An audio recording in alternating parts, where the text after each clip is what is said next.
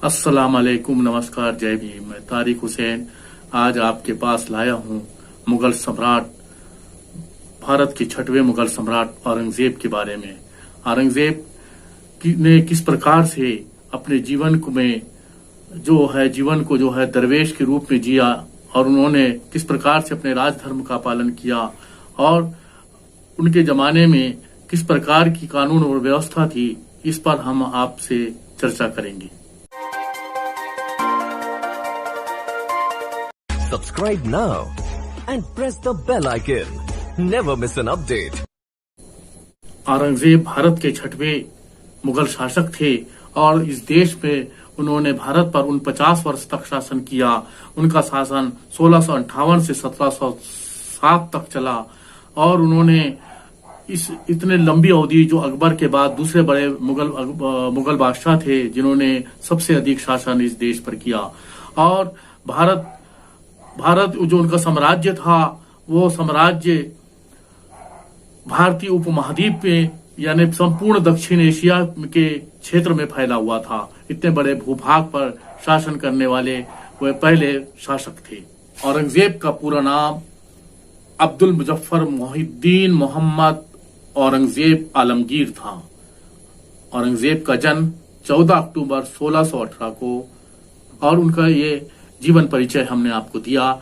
हम आपको बताना चाहते हैं कि औरंगजेब ने अपना राजधर्म किस प्रकार से निभाया।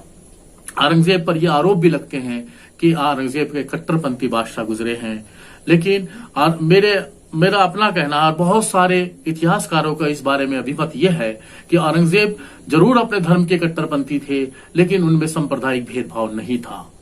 हम इस बात का विश्लेषण इस वीडियो के माध्यम से आपके साथ करने जा रहे हैं, क्योंकि औरंगजेब के दरबार में सम्राट अकबर के बाद 33% सबसे अधिक हिंदू उनके प्रशासन में शामिल थे। उनके राज दरबार में बड़े बड़े पदों पर हिंदू आसीन थे और उन्होंने कभी सांप्रदायिक भेदभाव नहीं किया। उन्होंने, अगर उन पर यह आरोप लगता है कि कुछ मंदिर को उन्होंने तोड़ा, तो उन्होंने मजारों को भी तोड़ा और मंदिरों को भी बेहताशा जमीनें जो है वो दान की। उनके चरित्र पर जो लाछन लगाया जाता है कि उन्होंने अपने हिंदू प्रजा को जो है वो परेशान किया है, तो ये ऐसा कहीं पर इतिहास में देखने को नहीं मिलता। हर राजा अपने साम्राज्य को बढ़ाता है। इतिहासकार कहते हैं कि हर राजा अपने साम्राज्य को बढ़ाता है। उसी तरह औरंगजेब ने अपने साम्राज्य को बढ़ाने के लिए हिंदू और मुसलमान शासकों को हराने के प्रयास करते रहे और अपने साम्राज्य की वृद्धि को करते रहे।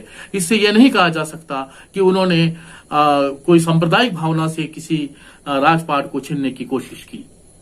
बहुत सारे किस्से औरंगजेब के अपनी हिंदू प्रजा के बारे में सामने आते हैं। कुछ इतिहासकारों का कहना है कि एक इतिहासकार अपने इतिहास में लिखते हैं कि वो इतने न्यायविद थे, इतने न्यायिक आचरण के थे कि उनका चरित्र जो था न्यायिक चरित्र था। और जब उन्होंने बनारस में अपने एक कोतवाल को नियुक्त किया, एक नया कोतवाल था, बड़ा दबदबा था उस कोतवाल का। जब वहां की प्रजा उस कोतवाल से डरने भी लगी थी, लेकिन कुछ दिनों के बाद पता चला कि एक ब्राह्मण नवयुवती जो है बहुत सुंदर है और वो अपने माता पिता को अकेली है। उसने उसके माता पिता को एक खबर दिया कि उनकी पुत्री को उन्हें चाहिए और वो बकायदा उनको डोली पे बिठा के उनके घर 1 महीने के भीतर रवाना करे। इस बात को जो है वो जो कोतवाल था, वो कोतवाल जो था उद्दंडी प्रवृत्ति का था, क्रूर था और मानने वाला तो इस्लाम धर्म का ही था, लेकिन उसमें ये सब चीजें नहीं थी कि वो अपने राजधर्म का कैसे पालन करे। इसलिए उसने इस प्रकार का एक प्रस्ताव जो है उस परिवार पे रखा। इस बात को सोचते हुए उस नवयुवती ने अपने माता पिता से कही कि घबराओ नहीं, आप परेशान मत हो, आप मुझे दो ऐसे जोड़े कपड़े बना दीजिए जिसको हमेशा शहंशाह शहजादे लोग पहनते हैं और मेरे को दिल्ली की तरफ जाने दीजिए। वो युवती जो है अब दिल्ली की तरफ रवाना होती है और शुक्रवार के दिन जामा मस्जिद के सामने खड़े हो जाती है एक शहजादे के लिबास पर। जब शहंशाह औरंगजेब मस्जिद से बाहर निकलते हैं और तमाम लोगों की जो है शिकायतें लेते आते हैं, उनकी बातें सुनते आते हैं और अंतिम समय पर उस युवती के सामने खड़े होते हैं। और जब उसकी बात को सुनते हैं तो उन्हें कुछ समझ में तो आता है कि ये गंभीर परेशानी में है युवती, तो अपने सिपाहियों को आदेश करते हैं कि इन्हें दीवाने खास पर इन्हें मेहमान के तौर पर रखा जाए। थोड़ी देर के बाद जब वो दीवाने खास पर वो युवती पहुंचती है तो आप उससे कहते हैं कि बेटी ये ब्लैंकेट को अपने ऊपर ओढ़ लो, एक बादशाह के सामने खड़े हो, एक ऐसा बादशाह जो इस्लाम में तुम्हारे लिए गैर महरम है। गैर महरम यानी वो स्त्री का चेहरा उसको नहीं दिखाया जा सकता, उसको गैर महरम कहते हैं। इसलिए अपने लिबास, अपने ऊपर ये लिबास को डाल लो, अपने ब्लैंकेट को ओढ़ लो और बताओ तुम्हारी क्या परेशानी है। जब उनने अपनी परेशानी बताई उस कोतवाल के बारे में, बनारस के कोतवाल के बारे में, कि इस प्रकार से उसके परिवार को जो है वो कोतवाल परेशान कर रहा है और उसको 1 महीने का अल्टीमेटम दिया है उसकी डोली को उसके महल पे पहुंचाने का। आपकी ये सारी कथा सुनते जा रहे हैं तो आपकी आंखों में आंसू आ जाते हैं, कभी गुस्सा आता है, कभी आंसू आ जाते हैं। एक अजीब तौर पर उनके चेहरे में जो है बदलाव देखती हुई युवती। उसके बाद उस युवती से कहते हैं कि बेटी आप अपने घर वापस चले जाओ और अपने माता पिता से कहना कि जिस प्रकार से आपने वादा किया उस प्रकार से आपकी डोली उसी समय उसी दिन उस कोतवाल के महल में जाने के लिए आप अपनी तैयारी करो। उस युवती को थोड़ी सी फिक्र आती है कि राजा ने मुझसे साथ न्याय नहीं किया, लेकिन रास्ते में इस बात का भी उसको विश्वास होता है कि इसने मुझे बेटी कहा है, राजा ने मुझे बेटी कहा है तो बेटी की लाज बचाने जरूर राजा आएंगे। ये सोचते सोचते वो अपने घर पहुंच जाती है। अब समय 2 दिन का बचता है। उसने अपने परिवार के लोगों को बताती है कि राजा से उसकी ये चर्चा हुई। परिवार के लोगों से मना करते हैं, लेकिन वो कहती है कि नहीं, एक मुझे मुंह बोली बेटी कहा है, उन्होंने बेटी कहा है तो निश्चित ही मेरी हिफाजत रक्षा के लिए आएंगे। मैं अपने मुंह बोले बाप की जो है आदेश का पालन करूंगी। और उसने बकायदा बग्गी पर बैठ गई और डोली जो है वो उस कोतवाल के यहाँ रवाना हुई। अब जब कोतवाल के रवाना हुई तो वो बूढ़ा कोतवाल बड़ा खुश हुआ कि देखो अब मेरे पास एक नौजवान खूबसूरत मेरी बीवी आ रही है। लेकिन वहीं पर बहुत सारे भिखारी भी थे जो ये देख रहे थे कि वो कोतवाल जो है फेंक कर पैसा दे रहा है, फेंक कर जो है दान कर रहा है। तो उसमें से एक भिखारी था साथियों, एक भिखारी था। वो भिखारी कहता है कि तू फेंक कर मत दे भाई, मेरे को कोतवाल मुझे जो है मेरे हाथ में जो है भीख दे। वो बोले तेरे को तो इतना पड़ा हुआ है, तू वहां से उठा ले, नीचे से उठा ले। तो बोले नहीं नहीं, मैं तेरे हाथ से ही लूंगा। तो फिर झल्ला कर जो है अपने जेब से पैसा निकाल कर जब हाथ में देता है तो उसका हाथ वो भिखारी पकड़ लेता है और अपने लिबास को फेंक देता है। लिबास को फेंकता है तो देखता है कि एक बादशाह औरंगजेब खड़ा हुआ है। वो घबरा जाता है कि औरंगजेब मेरे सामने खड़े हैं। उसके बाद औरंगजेब कहते हैं कि तेरे को हमने इसलिए नहीं भेजा था बनारस का कोतवाल बनाकर कि तू हमारी रियाया को परेशान करे, हमारी बेटियों की इज्जत लूटे, हमारी रियाया की बेटियों की इज्जत लूटे। तेरे को इसलिए नहीं हमने भेजा था, इसका तेरे को दंड दिया जाएगा। तुरंत एक अपने फौजियों को आदेश करता है कि 2 खतरनाक हाथियों को बुलाया जाए और इसके दोनों टांगे को दोनों हाथियों के अलग अलग पैरों में बांध दिया जाए और इसको जो है हाथियों को पीटा जाए और इसको जमींदोज कर दिया जाए, ताकि आइंदा कोई भी हमारी बेटी के ऊपर में इस प्रकार का, हमारी रियाया के ऊपर में कोई भी क्रूरता से या कोई अत्याचार न कर सके। ये उसने अपने राजधर्म का पालन किया। और साथियों ठीक यही हुआ।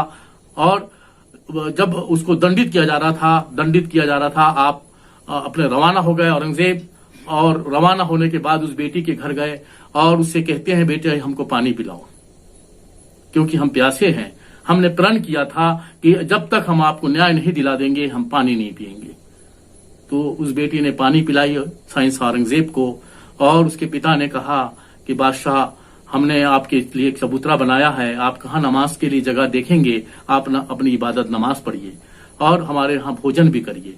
तो बादशाह ने 2 रकात शुक्राने की नमाज पढ़े। 2 रकात शुक्राने की नमाज यानी कि अल्लाह को धन्यवाद दिया कि मैंने तेरी जमीन पर तूने मेरे को ताकत बख्शी थी, उस अनुसार मैंने इस बेटी को न्याय दिला दिया और तूने तेरे आदेश का पालन किया। इसके लिए धन्यवाद देने के लिए वो 2 रकात शुक्राना की नमाज को अदा करते हैं और उसके बाद भोजन करते हैं। भोजन करने के बाद वो पंडित जब रवाना होते हैं तो पंडित जी कहते हैं कि बादशाह हम आपके हाथ जोड़कर निवेदन करते हैं कि जिस जमीन के ऊपर में आपने सिजदा की है वो जमीन को हम मस्जिद बनाने के लिए दे देते हैं। ये उदारवादी रूप था हमारे भारत की खूबसूरती कि एक पंडित जी जो है मस्जिद को अपनी जमीन को मस्जिद बनाने के लिए उस जमीन को दान कर रहे हैं। कितनी महान बात थी वो। और बादशाह ने उसको स्वीकार किया और धन्यवाद दिया और एक तांबे के तांबे के पत्र पर लिखा कि इस मस्जिद की जो प्रबंधन होगा, यानी उसका जो प्रेसिडेंट होगा वो इसी खानदान का होगा, जिस खानदान ने, ब्राह्मण खानदान ने जो इसको दान किया है उसी खानदान का होगा, जो आज भी गंगा के किनारे वो मस्जिद बनारस में है और वहां पर जो है उसका निजाम भी जो है वो उसी ब्राह्मण परिवार के हाथ में है। बनारस में उस मस्जिद को थरीरा मस्जिद कहते हैं और उन पंडित जी का नाम था लाला राम पंडित जी ने जो है उसको दान किया था। वो लाला राम पंडित जी की पुत्री थी जिनकी ये किस्सा मैं आपको बयान कर रहा हूं। सन 1680 में जब औरंगजेब को ये पता चला कि उनकी रियाया का धर्म स्थल, जिसको धर्म के रूप में स्वीकार करती है, इनकी बड़ी रियाया जिसको हिंदू धर्म की रियाया जनता उसको पसंद, उनका धार्मिक स्थल चीन के कब्जे में है, चीन ने भी इसके पहले उसे कब्जा कर लिया है, तो उन्होंने चीन के राजा फूजी प्रथम को खत लिखा और कहा कि एक महीने के भीतर ये जो जमीन है कैलाश और मानसरोवर पर्वत वो हमारे देश को, भारत को वापस कर दिया जाए, क्योंकि हमारे देश का था, आपने उसे कब्जा किया है, ये हमारी हिंदू प्रजा के आस्था का केंद्र है, इसलिए इसे वापस किया जाए। लेकिन चिंग राजवंश के राजा सूजी ने इस बात को नजरअंदाज किया। 1 महीना हो गया, कोई पत्र का जवाब नहीं दिया। तब औरंगजेब ने 1.5 दिन के अंदर उस हिस्से को चीन से छीन लिया। चीन ने जब 1962 में इसको मानसरोवर और कैलाश पर्वत को भारत से छीना, तो यूएनओ में जब पंडित जवाहरलाल नेहरू ने इस बात को रखा कि चाइना हमारे मानसरोवर और कैलाश पर्वत को वापस करे क्योंकि उस पर उन्होंने कब्जा कर लिया है, तब चाइना ने कहा कि तुम्हारे यहाँ के छठवें शाहंशाह जो मुगल साम्राज्य औरंगजेब ने ये भूमि हमसे छीन ली थी। दस्तावेज जो है ऐतिहासिक धरोहर के रूप में आज भी यूएनओ में संरक्षित है। तो हम ये नहीं कह सकते कि बादशाह औरंगजेब जो थे वो कट्टरपंथी बादशाह थे। बेशक वो एक कट्टरपंथी बादशाह थे। वो जब घोड़े पर सवार होकर जंग के मैदान में हुआ करते थे तो नमाज भी घोड़े के ऊपर पढ़ा करते थे, इशारे पर नमाज पढ़ा करते थे। अब शाहंशाह औरंगजेब ने राजकोष के पैसों से अपना भोजन नहीं किया, उन्होंने अपनी टोपी और कुरान शरीफ को लिखकर जो हदिया किया करते थे, बेचते थे और उस पैसे से जो है अपना जीवन यापन करते थे। वो अल्लाह पाक से, खुदा से डरने वाले शख्स थे और उन्होंने कहा था कि मुझे भय लगता है कि मुझसे ये पूछा जाएगा कि तुमने अपनी रियाया के साथ न्याय किया क्या, तो मुझे रियाया के साथ न्याय करना होगा। वो उस बादशाह, एक आदिल बादशाह की तरह व्यवहार, अपने आप का चरित्र स्थापित करना चाहते थे कि उनसे ये पूछा जाएगा कि तुमने राजकोष का दुरुपयोग किया, तो वो कहेंगे कि नहीं, मैंने तो टोपी और कलाम पाक लिखकर जो है उसके हदिया से जो है अपना उपभोग किया।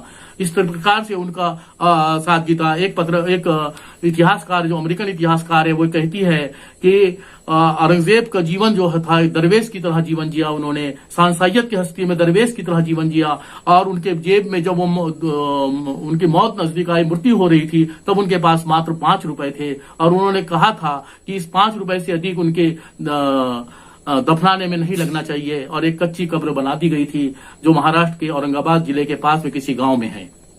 अगला वीडियो देखने के लिए हमारे चैनल को सब्सक्राइब करें, बेल आइकन को दबाएं और उसके शेयर भी करें और लाइक भी करें और कमेंट बॉक्स में कमेंट लिखना ना भूलें।